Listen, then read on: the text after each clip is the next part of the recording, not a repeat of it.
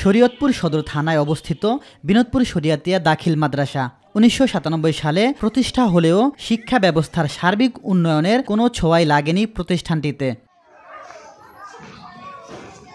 ভাঙ্গা টিনের ঘরে চলছে শিক্ষার্থীদের পাঠদান, ব্যাহত হচ্ছে শিক্ষা কার্যক্রম, এমন নানা সমস্যার কথা জানান প্রতিষ্ঠানটির শিক্ষকরা। এক ক্লাসে পড়াতে গিয়ে টিচিং করতে গিয়ে আরেক ক্লাসের শব্দ কানে আসে, তখন সাউন্ড পলিউশন হয়ে যায়। এই প্রতিষ্ঠানে তো ভবন নেই।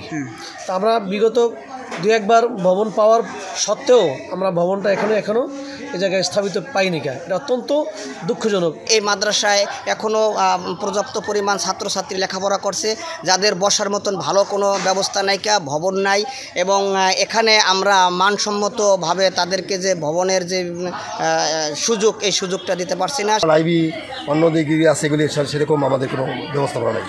আমাদের ল্যাব রাখার ব্যবস্থাপনা নেই, অন্যান্য ব্যবস্থাপনা নেই, শিক্ষকদের বসার মতো সেই ধরনের ব্যবস্থাপনা নেই।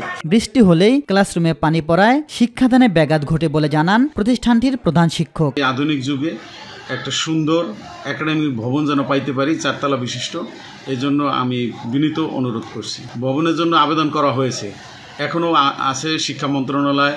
আবেদন এ পর্যন্ত প্রায় 5-6 বার করা হয়েছে। মাদ্রাসার ভবন নির্মাণের আশ্বাস দিলেন উপজেলা মাধ্যমিক শিক্ষা অফিসার। ভবনের জন্য আমরা ইউনো মহোদয় সহ কমিটির সবাইকে নিয়ে আমরা পরবর্তী কমিটি মিটিংয়ে আমরা এই কার্যক্রমটা চাইব যে ভবনের প্রস্তাব দিব এবং পাবো আশা করতেছি। ইলিয়াস মাতবর, মাই টিভি।